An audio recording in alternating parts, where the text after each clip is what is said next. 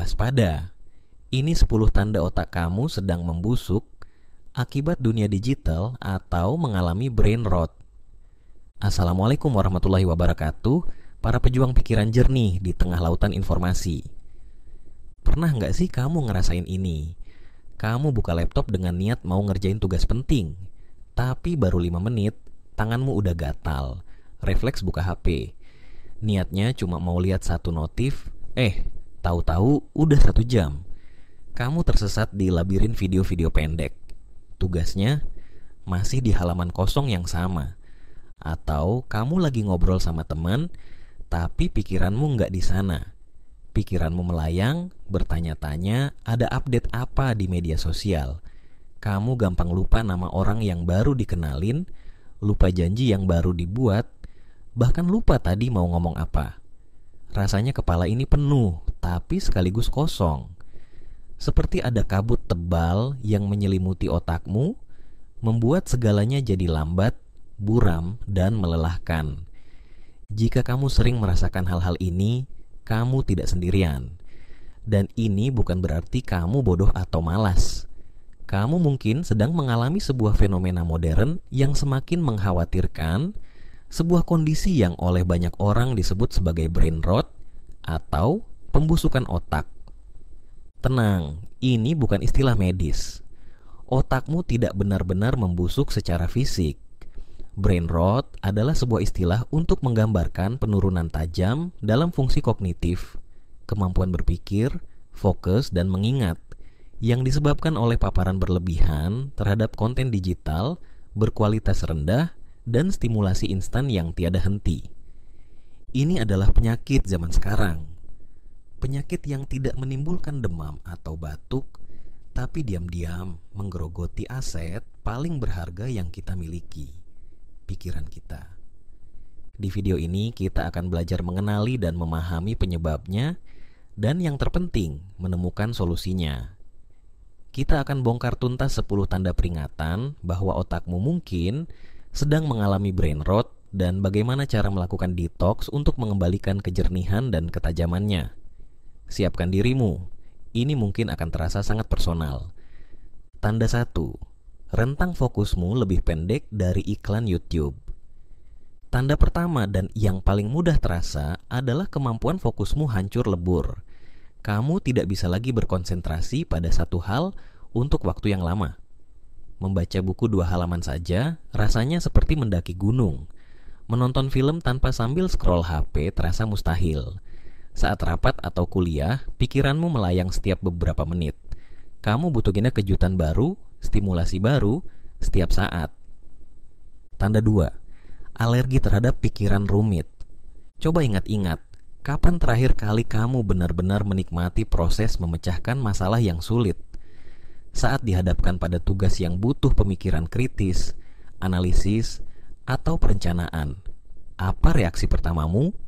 Apakah kamu merasa tertantang atau kamu langsung merasa males, pusing, dan memilih untuk menundanya atau mencari jalan pintas termudah? Jika kamu lebih sering memilih yang kedua, ini adalah tanda kedua. Otakmu mulai alergi terhadap kerja keras. Tanda 3, jempol lebih aktif dari otak. Tanda ketiga sangat mudah diukur. Coba cek fitur screen time di ponselmu. Berapa jam yang kamu habiskan untuk media sosial dan berapa jam yang kamu habiskan untuk aplikasi membaca, belajar bahasa, atau mendengarkan podcast edukatif. Jika perbandingannya jomplang, di mana waktu scrolling jauh lebih dominan, maka ini adalah tanda yang jelas. Jempolmu lebih aktif bergerak daripada sel-sel otakmu bekerja. Tanda 4, keranjang sampah, informasi. Kamu mengonsumsi begitu banyak informasi setiap hari, ratusan video, ribuan tweet, puluhan artikel. Tapi saat malam tiba dan kamu mencoba mengingat satu hal penting atau insight baru yang kamu dapatkan hari ini, kamu kesulitan.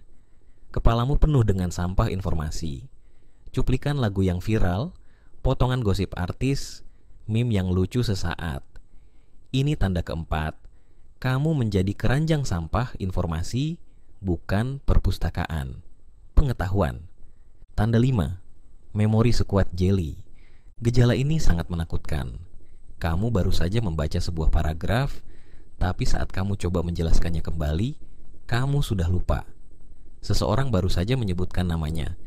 30 detik kemudian kamu sudah tidak ingat. Ini bukan pikun karena usia. Ini adalah tanda kelima.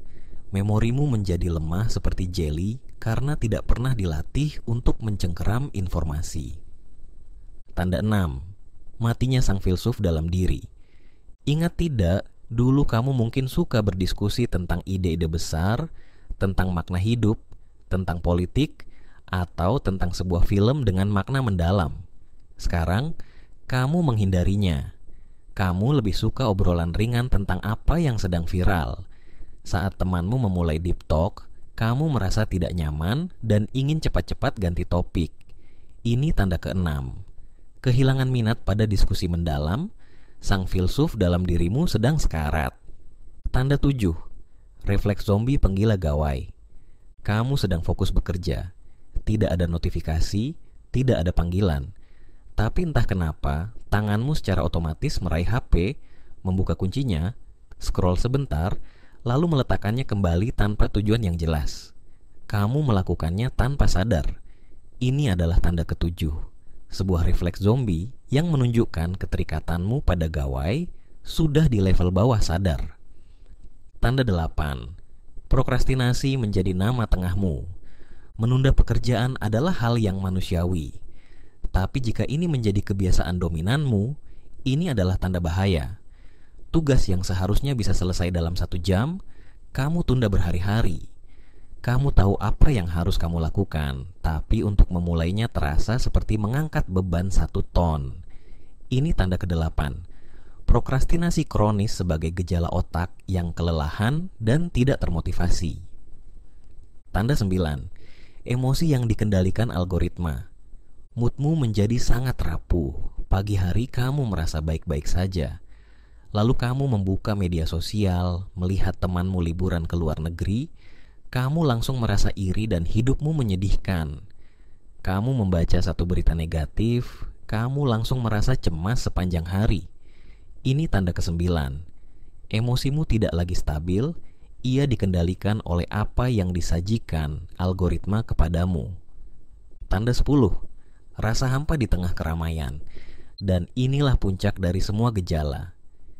Setelah berjam-jam mengonsumsi hiburan, setelah tertawa melihat video-video lucu, setelah melihat kehidupan sempurna orang lain, yang tersisa di akhir hari adalah perasaan hampa yang aneh. Kamu tidak merasa sedih, tapi juga tidak merasa bahagia. Kamu tidak merasa excited dengan apapun. Hobi lama terasa membosankan. Tujuan hidup terasa kabur. Kamu merasa kosong. Ini adalah tanda ke-10 dan yang paling serius. 10 tanda tadi bukanlah sebuah vonis. Ini adalah sebuah lampu kuning yang menyala terang, sebuah peringatan dini dari tubuh dan pikiranmu. Brain rot bukanlah kondisi permanen. Otak kita memiliki kemampuan luar biasa yang disebut neuroplasticity, kemampuan untuk berubah dan memperbaiki dirinya sendiri. Kamu bisa melawan ini. Kamu bisa merebut kembali kemudi pikiranmu dari tangan algoritma dan dopamin murahan. Caranya adalah dengan kesadaran dan tindakan yang disengaja. Sadari apa yang kamu konsumsi. Sadari kemana waktumu pergi. Lalu, ambil tindakan kecil setiap hari untuk melatih kembali otakmu. Mulai dengan satu hal saja. Mungkin dengan mempraktikkan teknik Pomodoro selama 1 sesi hari ini. Atau dengan men-charge HP-mu di luar kamar tidur malam ini. Atau dengan membaca 5 halaman buku sebelum membuka media sosial besok pagi. Perjalanan untuk mendapatkan kembali kejernihan pikiran adalah sebuah maraton, bukan sprint. Tapi setiap langkah kecil yang kamu ambil hari ini adalah sebuah investasi untuk versi dirimu yang lebih fokus, lebih cerdas, dan lebih bahagia di masa depan. Jangan biarkan aset paling berhargamu tergerus oleh distraksi yang tidak ada habisnya. Terima kasih telah membersamai. Jika video ini seolah sedang berbicara langsung padamu, klik tombol like dan bagikan pada teman-temanmu yang mungkin juga sedang merasakan hal yang sama. Jangan lupa subscribe untuk terus mengupgrade pikiran kita bersama. Sekarang giliranmu. Dari 10 tanda tadi, jujur, ada berapa tanda yang kamu rasakan? Dan apa satu komitmen kecil yang akan kamu mulai hari ini untuk melawan? Tulis di kolom komentar, karena mengakui adalah langkah pertama menuju perbaikan. Wassalamualaikum warahmatullahi wabarakatuh.